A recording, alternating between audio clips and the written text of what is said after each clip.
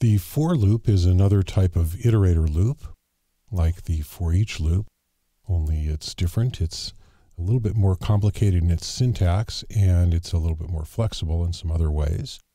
So let's make a copy of the loops.pl, call it for.pl, that's F-O-R, for, and we'll open that.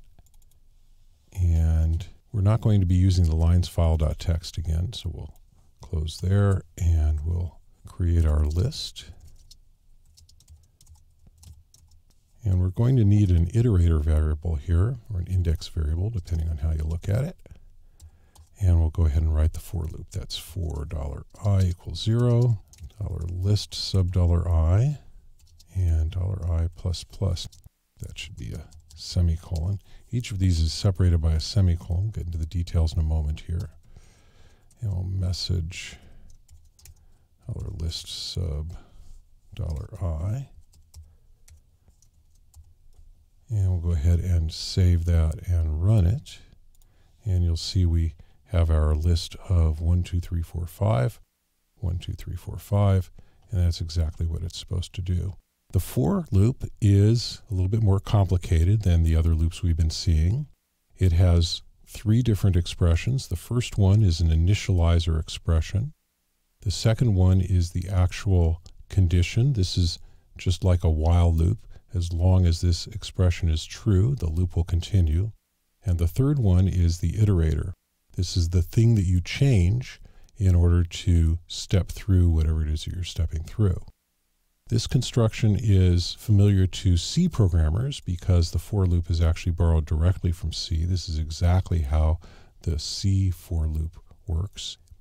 And each of these expressions is separated by a semicolon. And then we have the body of the loop, which is in this block here.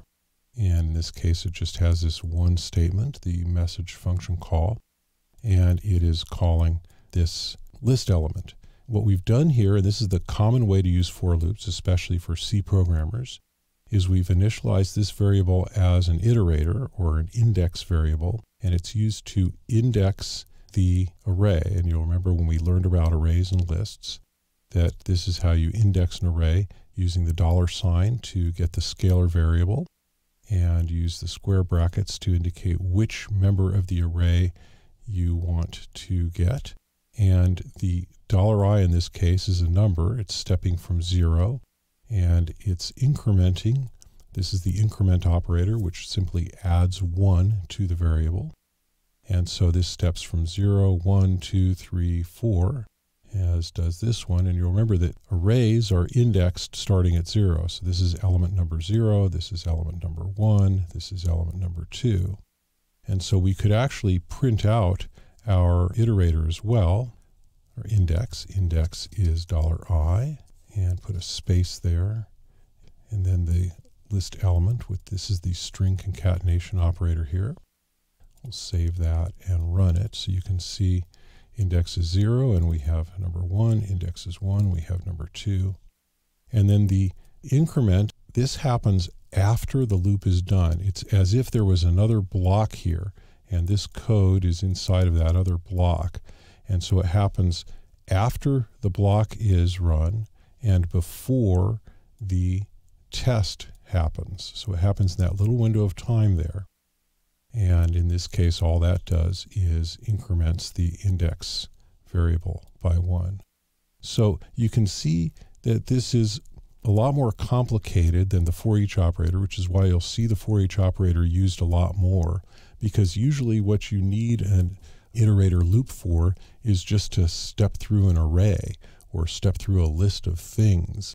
And so the for each loop is very, very convenient for that. And the for loop, which was the traditional way to do this before the Perl language, and back in the days when C was considered a high-level language and applications were mostly written in C, the for loop was the common way to do that, and it's still a very common way to do it for C programmers. So it comes out a little bit complicated. It's actually very flexible and powerful, and there are other ways that it's occasionally used, but you will more often see the for each loop used in Perl.